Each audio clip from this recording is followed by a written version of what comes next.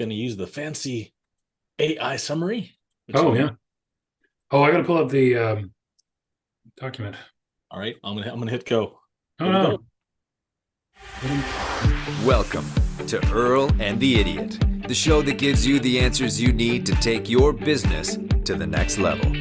With Earl Flormata, one of Vancouver's most sought-after business and marketing consultants, author of Business Engine Optimization, consultant to over 60 successful businesses, an all-around evil marketing genius with a combined total of more than $70 million worth of sales to his credit. And some idiot. Okay, here we go. All right. Hello, everyone. Welcome to Earl and the Idiot. This is the show where we hire a professional idiot to ask our resident Earl the stupid questions that get you the smart answers to help you run your business. There you Earl, go. I feel weird. I was looking at other things than your face while I was saying that, and it feels weird. Even though you're just an image on a screen, it gives you something to focus on, you know? Fair enough. Earl, I love your glasses. You want to tell everyone what's going on? Or you've regressed to 90s rave culture? Is that what's happening? I have an eye problem. So Hmm. the apparently the back of my eyeballs are swelling up. So it's not Oh, good. this Um, isn't from the flies flying into your eye, was it? this isn't from the fly flying into the eye. It's Hmm. apparently one of the symptoms of diabetes is that your eyeballs make more blood vessels, and the blood Oh, vessels aren't good. They're just extra, and sometimes they don't get put in the right spots, so they end up leaking all over the place. And then, yeah, so that's fun. So I get to get lasers into my eyes to seal off these blood vessels. Um, wow. yeah, so that's how come the headaches, and they finally got to the problem. What was causing my crazy headaches? So they Oh, fixed that's it. nice. But to do that, they had to dilate the crap out of my eyeballs, Yeah. and that dilation stuff lasts like 4 hours on me. So Okay. it has been 3.5 hours. Hmm. So I'm still very dilated. And so anyway, I was just having the headache of my lifetime until I found out that blue blocker glasses seem to help the brain problem stop hurting. So I just tried it on right before the show. I was gonna do this glasses free. And who knew? I'm like, hey, I wonder if one of these will help. Put them on. Holy crap, my head stopped hurting. So Can you, anyway, can you put your eye up to the camera? Can we see how dilated it is? I don't know how Hmm. I don't know how I much dilation there's can't see left, that. but Hmm. it's still pretty bad. If I take these things off, everything is a big giant blur. Hmm. So All right. Well, I'm glad you're getting it sorted out. It sounds very harrowing. so but it doesn't hurt that much now. Now that they're doing better. I don't know. I fixed my blood sugar levels, so at least that made it stop hurting so much. But Yeah. Seems yeah, like a good part of it. I guess eye swelling hurts your brain. Who knew? That makes sense. Well, learn something new every day. Yeah. Eye swelling hurting your brain makes sense. Diabetes making you develop extra blood vessels. That does not make sense. I that's what the doctor said. He's like, well, yeah, this is what's happening. He took a picture of the back of my eyeball, which was also pleasant. It's like the camera is for your eye. They're like, hey, look at this little green X, and then poof, they shoot the biggest light you've ever seen into your brain. Oof. It's like they took a picture of the inside of your head. And anyway, you got to see these cool pictures of your eyeball, which actually look pretty neat. But yeah, there were extra blood vessels, and they were just sitting there doing their thing. And I'm like, huh, okay, cool. So we need lasers to fix that, huh? All right. I get All to do the right. Dr. Evil laser thing, Yeah. and then yeah, Freaking lasers. just no sharks and with laser beams on their heads. Yeah. Well, I myself am also working on a headache. I can feel it sort of coming right now, but this is Halloween sugar hangover. There you go. This is one of You're those not supposed to don't do eat Reese's peanut butter bars in one go.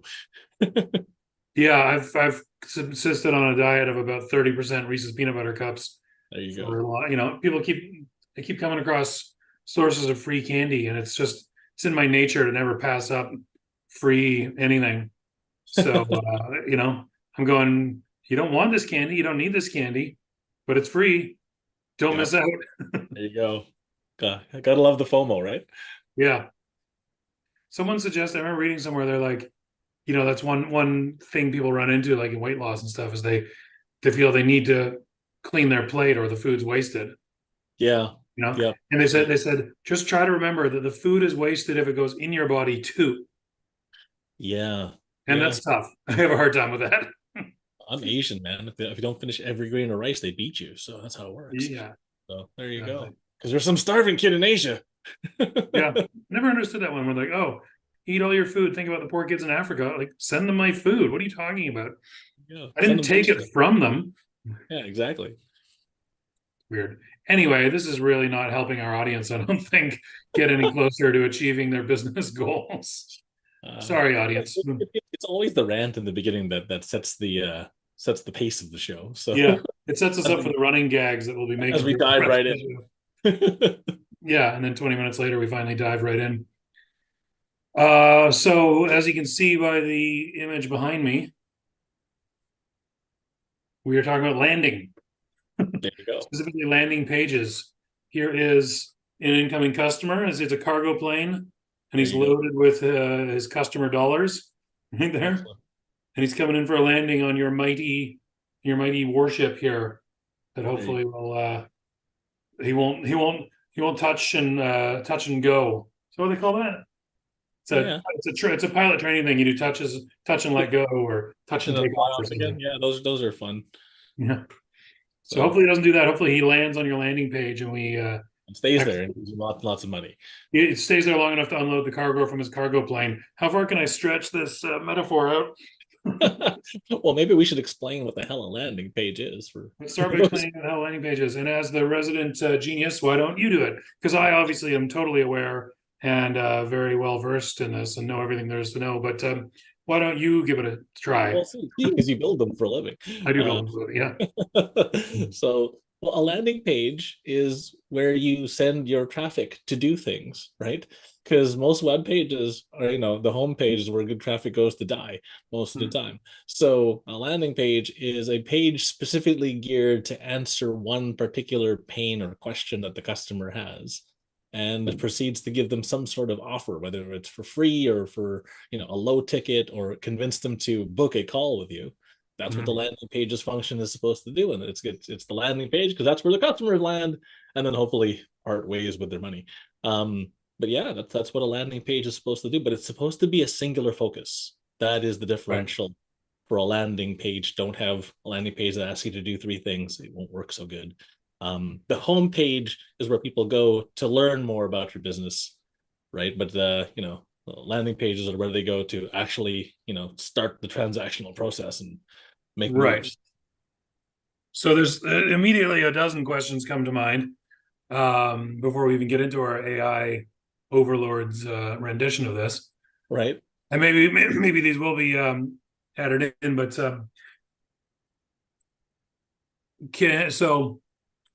the person arrives on a landing page typically from an ad, right?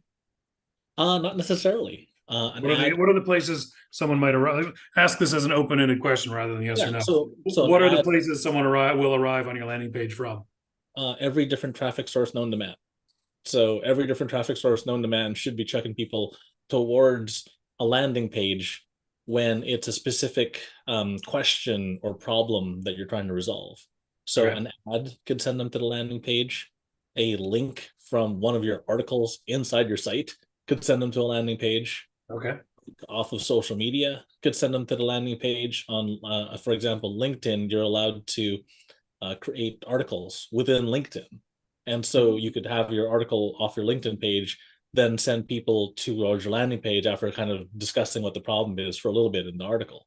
So you could have a link on a YouTube video too, right? You could link to it from a YouTube video. You could link to it from a QR code. You could put the QR code in your book. You could put your QR code in your flyer or pamphlet and send them out there. So yeah, the landing page can come from a coupon book. So we just did this for a restaurant owner where he has a landing page that talks about all the daily specials. And the daily specials get them to come in, and then if they hit the landing page, they can get an offer on a gift certificate or whatever the deal happens to be. He's giving away right now a $500 steak dinner. So that's a contest that the landing page is kind of alluding to. So there's a bajillion different things that you can do to send people to the landing page. Hell, you can post landing pages off of Facebook Marketplace if you wanted to. I've seen people do that as well. Yeah. So there's other ways to send people to your landing page. There's 1,000,001 ways to do it. You can send them off of Reddit if Reddit allows links on that particular subreddit. then yeah, you can send them off of Reddit. So there's like 1,000 different ways to do it. Quora, you can do it. You can do it off of Answers. You can do it off of just so many other places. There's a website slash social media called Nextdoor, Oh, yeah. right? And Nextdoor, you do it right. You send people to a landing page. Now they're looking up the service that cleans their car or whatever it is. So there's a gajillion ways to do it. I could have an entire show based on, hey, how do I send stuff to a landing page and go, and we'll just talk about that for an hour. So that's next week. We've already got our topic. You could have could you not have landing pages like on the homepage? You might have little things, hey, you're here learning about my business, looking for a financial advisor to redo your mortgage or whatever. Click here, and that takes them to a landing page. Yeah, you can have a landing page off your homepage, so they get to know who you are, what you do. Then you talk about the different problems that you solve, and you have a different landing page per problem that you solve. Right? Okay. Just don't give them a million. Just don't give them a million options. Yeah. So, because if you give them a million options, they just get lost in analysis paralysis. You're like, oh, I have that problem, and I have that problem, and I have that problem too. Oh crap, which one do I pick? And then they pick nothing because the dog barks and it distracts them, and it's over. Mm-hmm. Okay, here's a slightly technical question. May not be as of much interest to business owners who have a web guy like me, but I always see there's programs or software or services where you build landing pages that aren't part of your actual website. Mm-hmm. And I've never been able to quite figure out why you would do that and build them over here with this other entity when you could just build a page on your site, just take the menu off it, so it's just a blank page on its own. What's the benefit of doing it with a different service? That there is the thing. You're a web guy, so you know how to take the menu off. Right. So most people who aren't web people, like let's take someone in trades, like a plumber or a painter, and they're not so computers, and they want to build one of these things, and a lot of those, insta build, do it yourself, just add water, maybe not so much water, website, with one of those builder tools, it's easier for them to just build what they want, drag and drop stuff, move stuff around. There's a bajillion templates on some of these things that just says, are you a plumber? Click on this, boom, Insta plumber page. Right. And so, as it's got these landing pages already built out. And a lot of these guys, they don't know how to do SEO. They don't know how to drive traffic with organic stuff. Mm-hmm. So they're not marketers. So because that's the only way they know how to drive traffic is through ads, that's a really good way to do it. So if you're just driving traffic from an ad to a landing page builder that's off your page, that's fine. And that's the right way to do those sort of things. Mm-hmm. If you have the capacity, it's better to build it on your site, obviously for the SEO purposes. Yeah, I was going to say you're driving traffic to a page that's not even part of your site. It won't spread that sweet SEO juice around on your website. It will not, but because they're driving traffic from ads anyways, they're not using SEO. Okay, all right. So, well, that settles me out, because I was looking at this. I got this client who had all these landing pages built by his previous marketing company, not part of his website, on this whole other server, and they took all the landing pages with them when he fired them. Right. And I'm going, is there some reason, am I missing something? I could just build a landing page on the site. Why is it over? I've never been able to quite. So it's all it is just a web design issue for non-technicals. Ease of use for non-technicals. That's the answer. Great. Yep. I feel better about my life then. Excellent. And I'll say that very clearly next time I talk to my client, like I knew it all along. All right, so let's dive right into. We're already on topic, but let's dive into, what does AI tell us is the way to do a landing page right? So once again, a landing page is a page for a customer to arrive on from any source that is designed to have him do something you want him to do and addresses one issue. Okay, so the question you asked ChatGPT was, acting as a marketing expert, please give me 4 to 5 best practices and 1 killer tip. Is that the hack of the week? Or are you too blind to do a hack of the week this week? I wanted to see, I added the 1 killer tip bit because I wanted to see if I could come up with a better hack of the week than the AI. And Earl versus the AI. All right. 4 to 5 best practices and 1 killer tip for optimizing landing pages to get the most amount of people to follow a call to action. Perhaps make some differentiation between a free and low-cost offer as well. Perhaps. And again, it says, certainly, optimizing landing pages is crucial for getting visitors to follow a call to action. Whether it's for a free or low-cost offer, Here are some of the best practices and a killer tip for each. Best practices for landing page optimization. 1, clear and compelling headline. The headline should be attention grabbing and clearly communicate the value of your offer. For free offers, focus on highlighting the benefit. For low-cost offers, emphasize the value proposition. So I would agree. Clear and compelling headline. And back when we reviewed the book, and when the book was the show topics that we were using, one of the things we talk about is the conversion equation. And one of those parts of the conversion equation. And the funny thing is, there's people from my camp who have gone through the same training. They showed me their landing page, and their headline was garbage. And it was like, hey, this is da da da da. I'm like, wait. You need the conversion equation. The conversion equation talks about a problem solution pair, because 80-20 rule. More people will run away from the stick than they will run towards the carrot. That's just the way people are wired. So in your headline, it's got to have, hey, you got this problem, here's an answer for you, right? And so agreed. And you got to use best practices, because the focus of the clear and compelling headline is to get them to read the second line. And if your headline sucks, your entire page has failed. So there you go. When we say headline, we mean literally headline. I mean literally large print at the top of the page. Large print at the top of the page that makes them want to read the rest of the stuff. Do you have any good examples you can throw out? I love using this one from way back when, and it's terrible. It's going to use some colorful language. Oh, and kids, leave the room. Earmuffs, everybody. So, and it was, don't lose your man to the skinny bitch from the office. And don't lose your man to the skinny bitch from the office was for a weight loss offer. That makes me want to go lose weight. Like, but that was it, right? It does a problem solution pair all in one go. Yeah. Right. Don't lose your man to the skinny bitch. I can't remember what the sub headlines were, but I mean, one of the sub headlines were, increase your metabolic rate with this magic pill. And so all it was I think a green tea extract, and we were just selling this green tea extract that increased their metabolism and then literally helped them lose weight. But it was the lazy, sit on the couch and lose weight, go to sleep and lose weight kind of, you don't have to do nothing. Here, just do this and take a walk. And the crazy thing is, the walk probably did more than the pill did, but it is what it is. No kidding, right? I like that. It's really clever, that headline, because it calls your customer fat without directly calling them fat.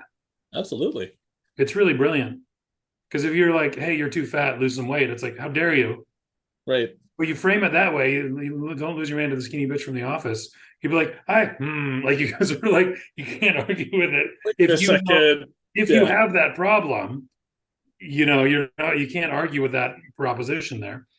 But it's so specific, right? Like when you have that specific a problem solution pair, it's so much more powerful than, hey, random fat person, get off your couch and do stuff, right? Yeah. So as opposed because that isn't really a pain, right? They're used to being, pleasantly plump. They say that they have the body of a god, it just happens to be Buddha.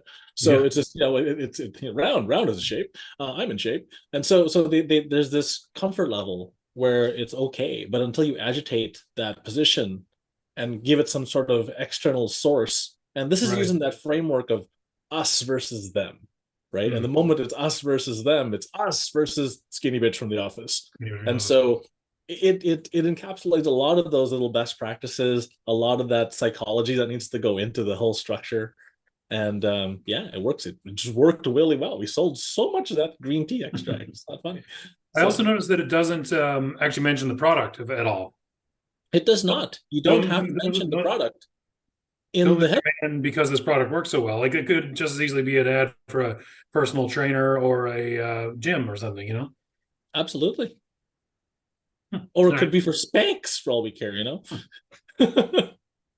Yeah, exactly. Any other good examples before we move on? For headlines, that's my go-to favorite headline. I think. I don't know if I can top that one. I mean, we've had tons and tons of headlines, but I mean, not all of them are sexy, right? Like some of them were for like treasury software, and that's not the most sexiest thing in the universe, right? Mm-hmm. So don't lose your money to that jerk from the IRS or whatever. There you go. Yeah. So headline, clearly attention grabbing, clearly communicate the benefit of the value or the value of the benefit you offer. Yeah, there you go. All right. Concise and persuasive copy. This is a big one I run into. Keep the content concise, focused, and benefits driven. Use persuasive language that addresses the pain points your target audience has. For low cost offers, provide additional details to justify the cost. Go. Agree and disagree at the same time. I'm listening. So long form still works. Long form copy and long form video still work. And the funny thing is, what you do is you use concise and persuasive copy in the beginning to hook them. And once they're hooked, they're going to want to know more, because depending on the type of audience member that you've got, and depending on the type of product that you've got, some people make a knee-jerk reaction, make a decision, and they go, yep, let's do it. Other people are analysts, analytical types that need every last scrap of data humanly possible. So what happens is that you use the concise and persuasive copy in the beginning, and then followed by a make the offer, followed by a long ass page with every reason they should buy this under the sun for the analytics. And then if you want, you make the offer again. And then after that, every reason why you shouldn't buy this thing under the sun. So here's all the reasons why you shouldn't buy this. So it disqualifies the people who are disqualified from buying this. Then you make the offer again, followed by a benefit stack and a bonus stack. And you just stack bonuses at the end of this thing like crazy. And you make every single bonus worth more than the whole damn product by itself. So they just lose their damn mind and they have to buy it or they'll go nuts. And just like you were talking about earlier in the show, where, hey, there's free candy. I can't let this go. This idiot's giving away $10,000 of free bonuses for a $7 thing. Get it. Quick, get it. And so they're going to buy the $7 thing, or they'll give you the email address, or they'll pay for the $1,000 thing if you stack them properly, right? And it's just doing it. You have to hit all the chords all at once to make the beautiful sound. So there you go. Right. Okay. I had a brilliant question, but my candy headache caused it to fall out. Yeah, I'm going to say that I always say that with website design, you kind of have to earn the right to present a lot of text. You can't just present a lot of text. Right. And you have to break up the walls of text. It can't just be a wall of text, especially if they're looking at it on a mobile device. Yeah, you have to scroll 3 times to go through your giant wall of text. You haven't earned the right yet. Bye. Right? It's the attention economy. The average adult has less time attention span than a child at this point, and goldfish has a longer attention span. So it's just, you have to get people hooked, and you have to break it up. You have to put subheadings behind all the big chunks. You should add some pictures, add some videos, add some diagrams, illustrations, something else besides the giant wall of text. And even when you make the giant wall of text, don't present it as a giant wall of text. Break it up into chunks. Here are 10 reasons why you don't want to lose your man to the skinny bitch from the oven. Right? Or 10 reasons why green tea extract and a walk is the way to go. Yeah. All right. Well, you mentioned visuals there, which is the next thing, fortunately. Oh, cool. I didn't even read this because my brain hurt too much while pasting. You're not reading anything these days, I hear. Engaging visuals. Use high quality, relevant images or videos to enhance the visual appeal of the page. Visuals can help convey the benefits of your offer and capture visitors' attention. God, I struggle over visuals or like images so long. What communicates exactly the right message without words? Here's a cheat function. What you can do, and this goes a little deeper than most, is you can actually shoot a short on each headline and subheadline within your copy. Each of those shorts is a piece of a daily push that you're pushing out to social media. Then now you have these social media bits that are out there that are talking about one piece of the puzzle that drive them to the page. So we were asking, how do we drive traffic to the page? We have this endless cycle of content that you're constantly producing, but all roads lead to Rome, and all of them lead to this said landing page, but they all lead to a separate chunk of the landing page. And the funny thing is, as you hit every separate chunk, you have these videos kind of just playing in the background, and people are like, oh yeah, I remember seeing that. That's why I got here in the first place. And so you have these 30 videos that are out there amongst the internets, and people are just randomly running into this stuff. And the call to action from each video is click on this QR code or link, and boom, it chucks you at the landing page. And then as they scroll past that part of the puzzle, they go, oh yeah, that's the thing that's hit me here. And then that's the organic side. You can also then boost or promote each content piece as an ad, and then have the ads also reuse the same content and then chuck them at the landing page again. So you've got all of these engaging visuals that are organic, that are chucking them in there, and they're breaking up the big ass walls of text. So that's how to make that happen. Really? And what about like diagrams and charts? Absolutely. Infographics, I guess they call them now. Infographics, diagrams, and charts. For those of you who know him, Kayvon out there, Dr. Kayvon, his and stuff are awesome. I love his diagrams and his headlines and his just the thumbnails he uses for just his talks, right? So I love the way he presents stuff, and so a lot of the stuff that he has, I beg, borrow, and steal from him all the time because his visuals are amazing, and it's so simple. He had something. Was it in our group chat? I'm looking back. He had something. Oh yeah, something it caught my attention. I guess it's not really an offer, but he got solicited. Someone sent him an email offering him menopause cures. Yeah, and he's a man. So yeah, that I mean, the funny thing is, I think he turned that into a post, and that became into itself an engaging visual. So yeah, I got engaged with it. I responded to that. I laughed. Oh. So there you go. Do you have any hacks for making infographics or diagrams or charts? There's a couple sites out there. I forget them off the top of my head now. We were using them, funny enough, with that treasury site. There was a thing that you just subscribe to, and you type in whatever word you want, and it would give you data visualization of a bunch of crap in your sector. And what we did was we used a bunch of that data to make it ourselves, and then we just redid them in our own colors and blah blah blah, and then decided that them as our source. And yeah, that became a lot of the stuff that we shared in our campaigns back in the day, and it worked like a hot damn. People were like, hey, this is really cool. Where'd you get this info from? And they get the information, but then they come back to us. It goes back to, you don't credit the person who wrote the recipe as the person you're thanking. You thank the person who shared the recipe with you. Mm-hmm. Right. And that's just the way the world works. Eventually, some credit and good vibes go back to the original author, but the funny thing is, it's always to the friend who showed it to you in the first place. Yeah. All right. Excuse me. Number 4, strong call to action, CTA in brackets. Make your CTA prominent with clear and action-oriented language. For free offers, use phrases like get started or sign up for free. For low-cost offers, consider get your deal or unlock the savings.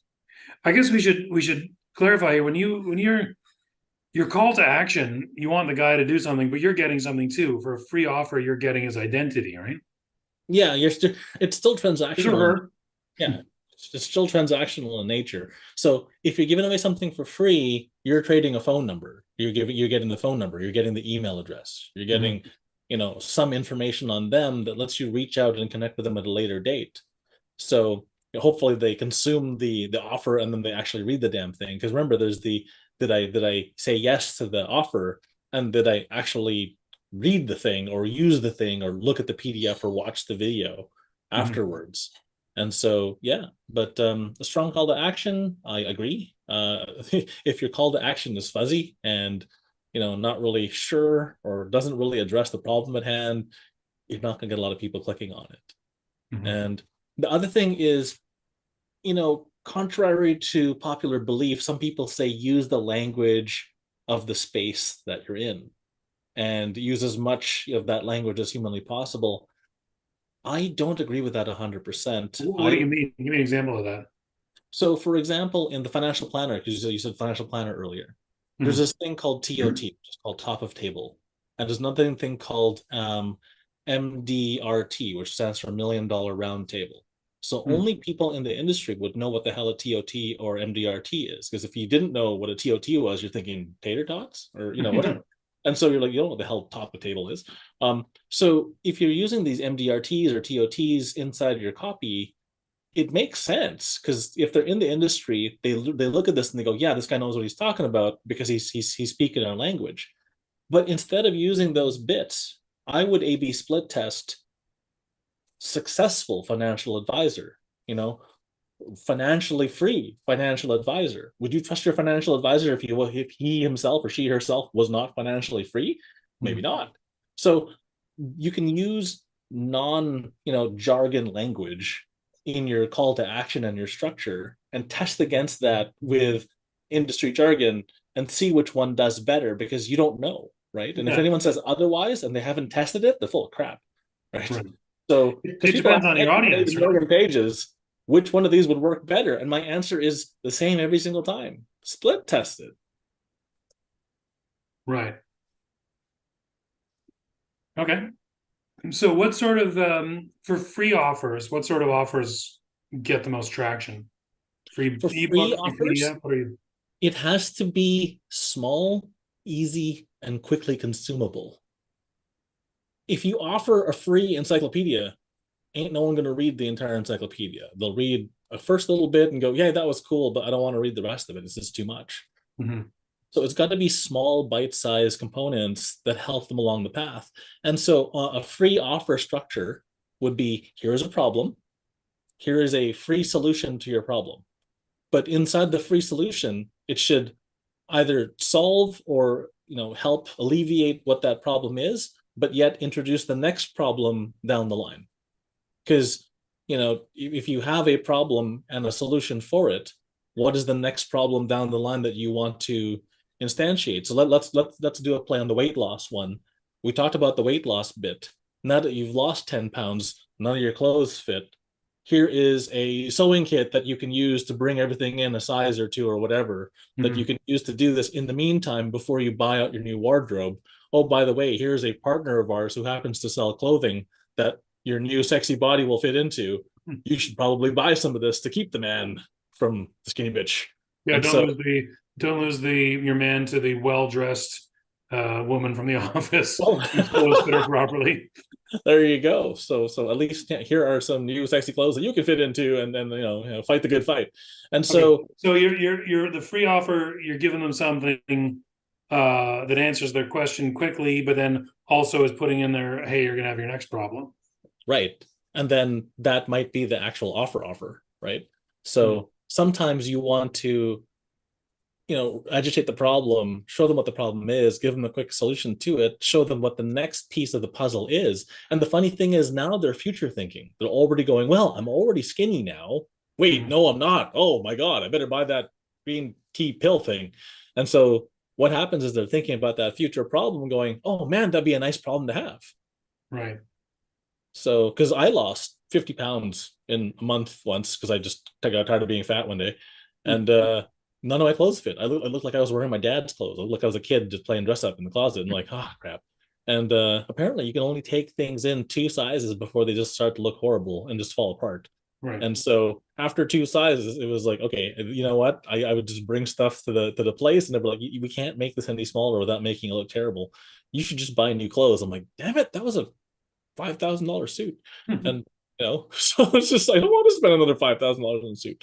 And so yeah, that was the problem afterwards. So I ended up finding cheap custom suits that looked great but didn't break the bank every single time. So yeah, so that lose weight, find a new suit, take in your suit, da da da da. And what sort of things do people pay for in a low cost offer? Like what are they getting for that low cost? Like what are we talking about? The funny thing is it's the same thing. It's the same thing for a low cost offer and a free offer. You split test the both of them. So you just giving it away and split test selling it for a small amount. I've done both. I had almost the exact same thing. I added 2 pages to the paid one for $7. And the free one didn't have these 2 pages in it. And I during the copy, I just beat the hell of the 2 pages like a rented mule, saying, on page 3, you're gonna learn this, and page 4, you're gonna learn that, and da da da da. And look, there's a whole book that comes with it.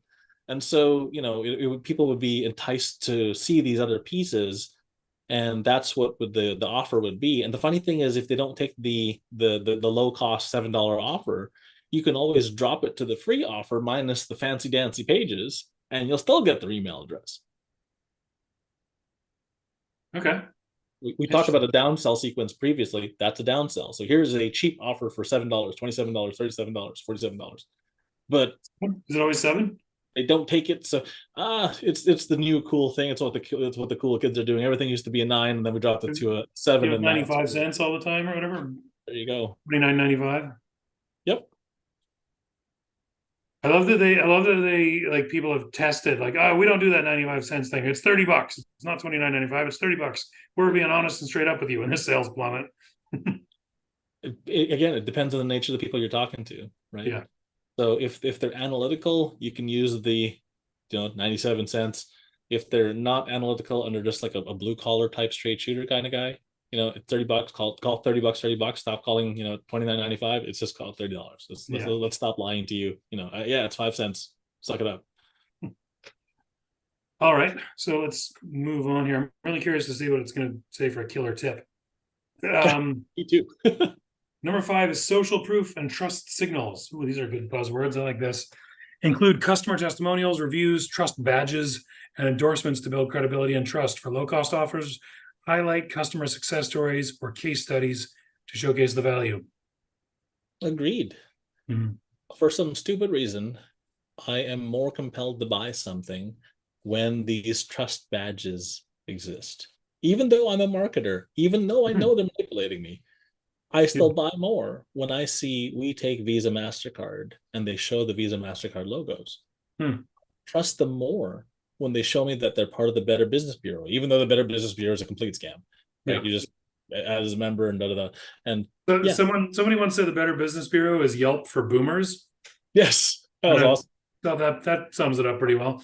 That's pretty much what it is. And so these trust badges are huge.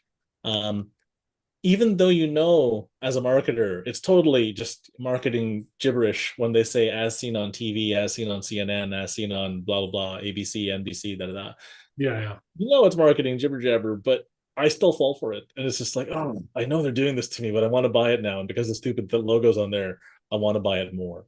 And so trust badges, absolutely yes. Customer testimonials and reviews, absolutely yes. If you don't have enough customer testimonials and reviews, then build up some case studies. If you don't have any case studies, do some for free, just so you get some case studies and some testimonials, and then at least now it's easier for you to sell stuff. So, and definitely, put them out there. All right. Good. Are we ready for a killer hack? Not a killer hack, killer tip. Killer tip. Let's see. Oh, segmented landing pages. This sounds exciting. Create a separate. I said fancy. Create separate landing pages for free and low-cost offers. Customize the messaging and design to cater to the specific needs and expectations of each audience. For free offers, focus on the simplicity and value of the offer. For low-cost offers, emphasize the unique selling points and justify the price with additional features or benefits. 2 extra pages. By segmenting your landing pages, you can provide more tailored and persuasive experience for each of the group. Remember to A/B test your landing pages to continually optimize their performance, analyze user behavior, track conversion rates, and make data-driven adjustments to maximize the number of people following your call to action, whether it's free or low-cost offer. This is kind of what you covered, right? Segmenting, but I'll go a step further. So hold on a second. I'm actually kind of confused on what segmenting is. What's the difference between segmenting and just A/B testing 2 different pages? So segmenting landing pages, it says create separate landing pages for a free offer and create a landing page for a low-cost offer. Yeah. It's not an A/B. An A/B is changing the headline. An A/B is swapping out the graphic. An A/B is swapping out the subheadline. All right. So trying 2 different approaches completely. Right. But because we're segmenting the landing pages, one ad could be towards the free one ad could be towards the paid one, and you're testing which one works better. And you have no idea. Some people might disregard the free thing because they don't value that which is free. They go, oh, it's free, it must be garbage. Right? But if they go, oh, I have to pay $27 for this thing, is it really worth $27? They look at it and they go, yeah, that's worth $27, and then they buy it. Right. And then the funny thing is it's the exact same funnel. It's just that the first step was either free or 27. Either way, you got them in. So and they continue down the path. And then A/B is the slight, small, tiny changes. The button is purple, the button's yellow, the button's blue. Hey, the blue one won. Do it again, right? Which font converted better? The button said the following phrase versus phrase B. Which one converted better? And if you have sufficient data to test against this, let's say you're a bigger player and you got lots of traffic coming in, then feel free to get as granular as you like. All right. Would you say that's a killer tip? It's not killer. It's not a good tip, but it's not a killer. Like if you want killer, there was this guy named Alan who blew my mind. Like, I call myself the evil marketing genius, but he makes me look like I'm finger painting in a corner eating paste. And my God, he showed me this JavaScript that checks what time it is on the customer's browser. And depending on what time it is, flip-flops the page to dark mode. So that way, if you're visiting this damn page, trying to not lose your man, the skinny bitch from the office at 3 o'clock in the morning, the white blazing background doesn't burn your retinas out. It actually flips it to dark mode. And I'm like, wait, what? So you check to see what time it is and you adjust the page based on what time it is? Yep.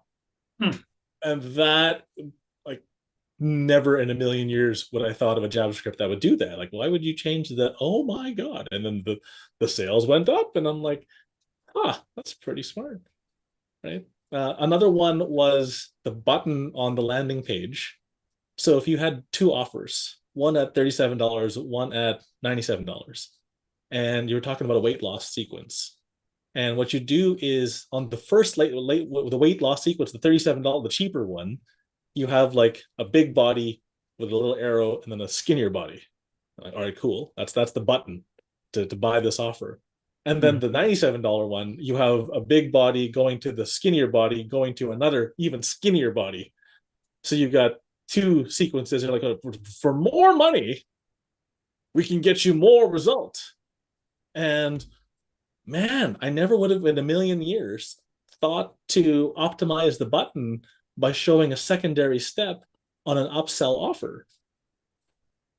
And so one of these things was for keto recipes. And so for the first offer for $37, you got a bajillion keto recipes in a book printed, sent to you that you could use for a cookbook to make keto recipes. And the second one came with another cookbook for breakfast and lunch, not just dinner. And they threw in a bonus dessert thing, and you got an app. And so, big body to skinnier body to really, really skinny body for $97. People went nuts buying the upsell offer for all the extra stuff. And how much does it cost us to send them a link to an app that we already built? How much more does it get? Hang on, I missed something. What's the fatter body and the skinnier body and the skinnier body? I didn't track that. So it's the there's a picture on the go button. So instead of buy now or start today or whatever, it was a picture of a big body going to a smaller body for the first like a human body. Yeah, just a body of text. Yeah, a silhouette of a larger person, a more heavier person, with an arrow pointing to a silhouette of a thinner person. Okay. And the upsell had the bigger person to the same thinner person to an even thinner, healthier looking person. I'm like, that is genius. Until eventually it was just like a skeleton. Yeah. No, they only had two offers. That's the fifth upsell. Yeah. We'll skeleton that was the offer. And I never in a million years would I thought about optimizing the button with a picture. I've seen, let's use a different color, let's use a different text, let's use a different placement, but I've never seen showing a more optimal result using silhouettes and just an image. And man, that stupid landing page did so much. Wow. So it's these little things that so anyway, there's my killer version of the killer, and I guess we're moving on to the hack, right?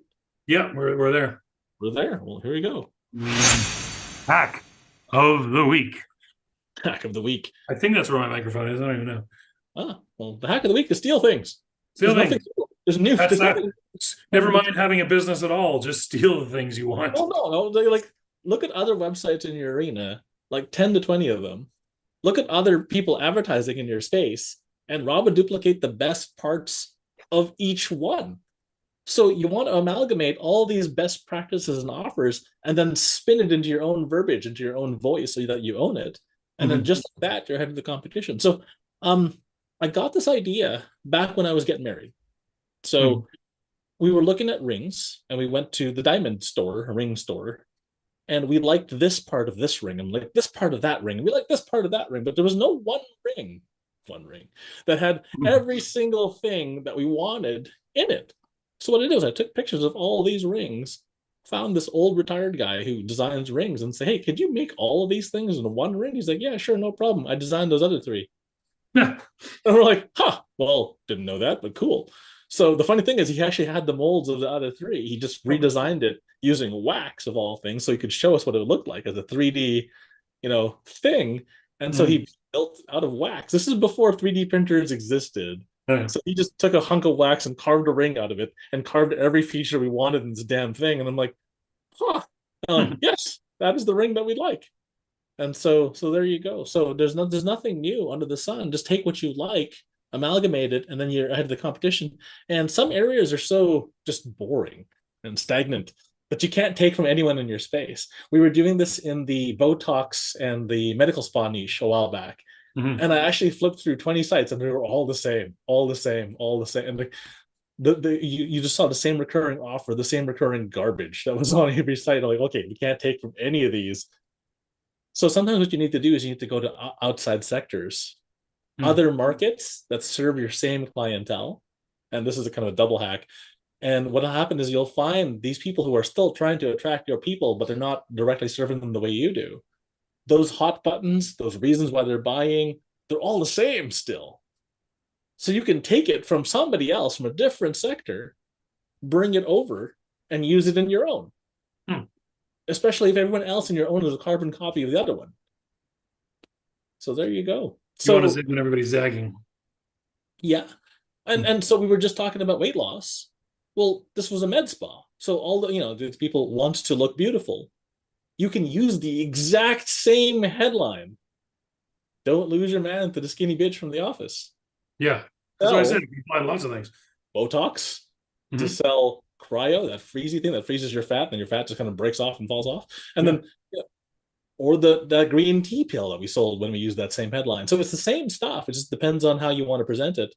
And there's my hack of the week. It's you can take from other sectors that aren't directly correlated to your own, as long as they're serving the same clientele, and it works just as good. Brilliant.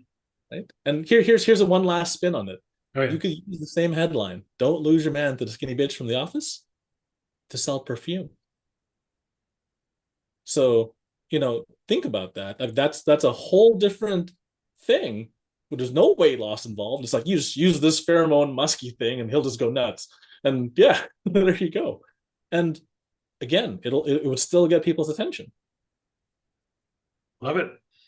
So all right. Well, I don't know about our viewers, but I've certainly got a lot of things I can use this week. So yeah, well, for sure. We'll chop this up and turn this into little mini episodes and use that in social media. Yeah. So, yeah. Exactly. In the meantime, let's start. Let's start. What is it? Drinking your own coffee, or what's the expression?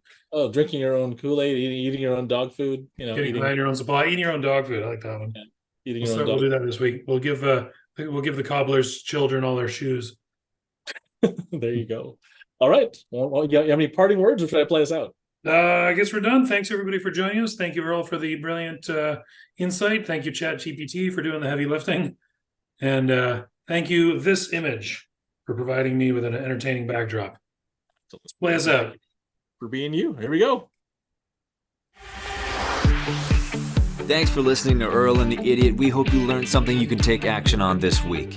For more information or to contact the show, visit earlandtheidiot.com. And until next time, remember what Shakespeare said. The fool doth think he is wise, but the wise man knows himself to be a fool. Bye, everybody. Thanks for joining us. We appreciate you.